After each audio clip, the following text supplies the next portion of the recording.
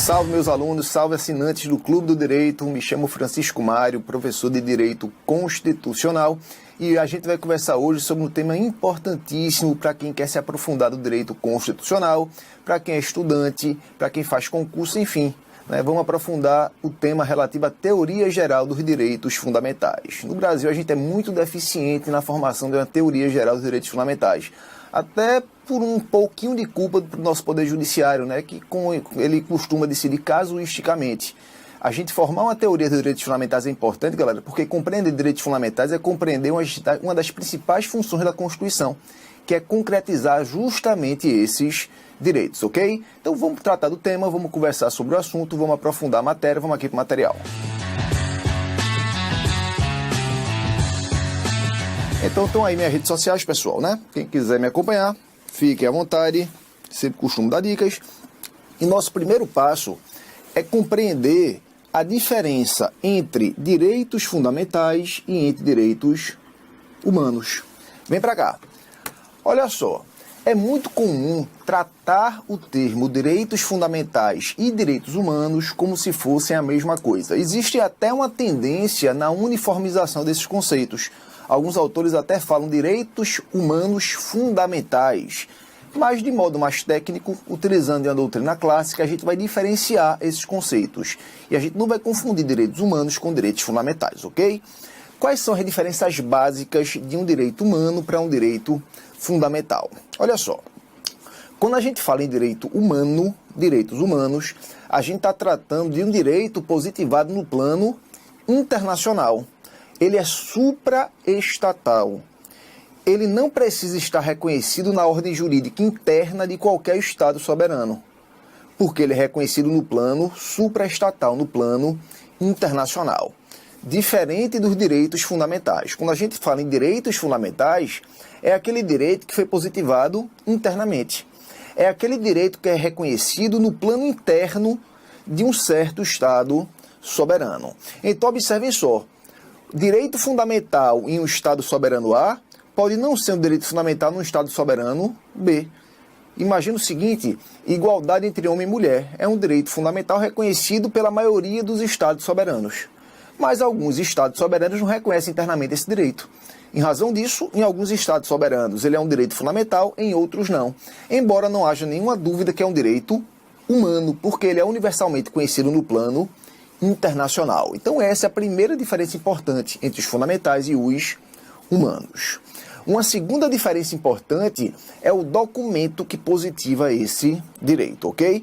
Olha só, se liga na primeira diferença. Direitos internacionais reconhecidos no plano internacional. Isso vai gerar uma consequência. Os direitos humanos, galera, eles são reconhecidos em um tratado, em uma convenção internacional. Então é num tratado, numa convenção internacional que esse direito ele é positivado. Já os direitos fundamentais, como eles são reconhecidos por uma ordem interna, eles são reconhecidos por uma Constituição, ou pelo menos em um documento equivalente, Então eles são reconhecidos em uma Constituição ou em um documento equivalente. A gente até sabe, que o artigo 5º, parágrafo 3º da Constituição traz essa possibilidade de você ter um tratado internacional internalizado com o status de emenda à Constituição. Então, aquele direito previsto no Tratado Internacional, quando internalizado, ele se tornará aqui para a gente um direito fundamental. A gente vai conversar sobre isso daqui a pouquinho mais. Mas será que eles não têm nada em comum? Só tem diferenças? Claro que tem um ponto comum, galera. Quanto ao conteúdo. Ninguém duvida que um direito fundamental, assim como um direito humano, eles têm um ponto comum. Eles objetivam o quê? Concretizar a ideia de dignidade da pessoa humana, além de limitar o poder do Estado. Então, esse é o ponto comum deles. Eles têm como em comum o conteúdo, a concretização da ideia do princípio da dignidade da pessoa humana, bem como limitação do poder do Estado. Vamos dar uma resumida aqui no que a gente viu. Volta aqui para a telinha. Então, aqui, galera. Direitos fundamentais e direitos humanos. Primeiro ponto comum deles, que é a concretização. Isso aqui é igual. Da dignidade da pessoa humana e limitação do poder do Estado. Isso é um ponto comum, tanto dos fundamentais quanto humanos. Mas aí você vem para a diferença agora. Os fundamentais eles são positivados no plano interno, enquanto os internacionais no plano externo, no plano internacional. E qual é o documento que prevê cada um deles? direito fundamental, ele é previsto em uma Constituição ou em uma norma equivalente. Já os internacionais são previstos em tratados ou convenções internacionais. São os documentos que prevêem direitos humanos, né? Corrigindo aí. E essa é a classificação que a Constituição utiliza, hein, galera? Toda vez que a Constituição fala em direitos humanos, ela se refere a tratados e convenções internacionais. Eu trouxe como exemplo aqui para vocês o artigo 5º, parágrafo 3º, que fala, olha, os tratados e convenções internacionais sobre o quê? Sobre direitos humanos. Observa que ela fala em tratado internacional e fala direitos humanos, né? Que forem aprovados em cada casa do Congresso em 2 turnos por 3/5, serão equivalentes às emendas constitucionais. Quando ele for aprovado e internalizado, ele vai se tornar para a gente um direito fundamental, beleza? Então essa é a diferença básica entre um e outro. Volta para cá. Olha só, pessoal. No comecinho da fala, eu disse para vocês que para alguns autores se utiliza o termo como sinônimo, humanos e fundamentais. Existe essa tendência, sim, existe essa tendência de tornar os termos equivalentes. Por quê? Em razão da globalização. Cada vez mais, os tratados internacionais, eles são incorporados à ordem jurídica interna. Em alguns países, até de modo imediato. Na Europa, por exemplo, como regra, o tratado internacional firmado por um Estado soberano, ele é incorporado imediatamente na ordem interna daquele Estado. Então, quando você adota esse tipo de postura, esse tipo de sistemática, é complicado você separar humanos de fundamentais, porque na hora que você assina lá fora, já vale aqui dentro, ok? Então, por isso que é essa equivalência para alguns autores. O Brasil ainda não adota isso, galera. Porque quando o Brasil firma um tratado internacional, lá no plano externo, no plano internacional, ele não é incorporado imediatamente na ordem jurídica interna. Para ser incorporado na ordem jurídica interna, ele tem que ser aprovado pelo Congresso, tem que ser publicado aqui dentro por meio de um decreto. Então, existe um procedimento para internalizar. Então, a gente ainda mantém essa diferença do plano do direito internacional para o plano do direito interno. Embora no futuro, provavelmente, isso aí deva ser abrandado, beleza?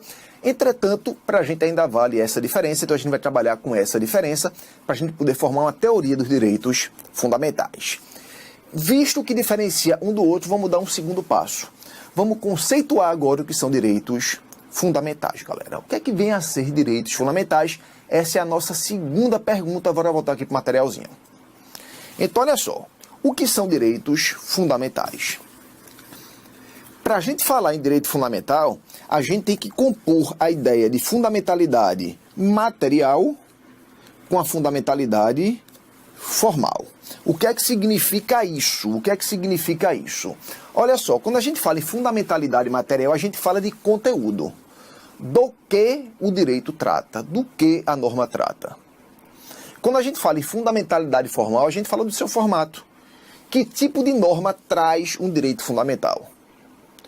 Quando a gente fala em fundamentalidade material comungada com a formal, a gente vai ter um conceito completo do que são direitos fundamentais. E aí é tranquilo.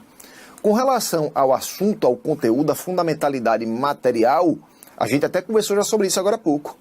Do que uma norma que trata de direito fundamental trata, galera? Exatamente isso. Concretização do princípio da dignidade da pessoa humana e limitação do poder estatal. Então, quando a norma trata disso, ela compõe o requisito da fundamentalidade material. Observe que são assuntos extremamente importantes. Você concretizar a dignidade da pessoa humana, você limitar o poder estatal, isso aí é de extrema importância. Então, qual é a tendência natural disso? A tendência natural é você dar uma maior proteção a essa norma. Você protegê-la de mudanças por procedimentos facilitados. Ou até mesmo torná-la estável naquela ordem constitucional. Aí que entra a fundamentalidade formal. As normas que tratam de direitos fundamentais, elas devem estar previstas em uma Constituição. Por assim dizer, galera, a Constituição é o habitat natural de uma norma que trata sobre direitos fundamentais. Porque quando você coloca na Constituição, você dificulta a sua alteração. A gente sabe que uma Constituição, como a nossa, por exemplo, que é uma Constituição rígida, ela, para ser alterada, exige um procedimento especial, né? 3/5 o quórum de aprovação, tem que ser votado em 2 turnos. Ou seja, existe um procedimento complexo de você alterar.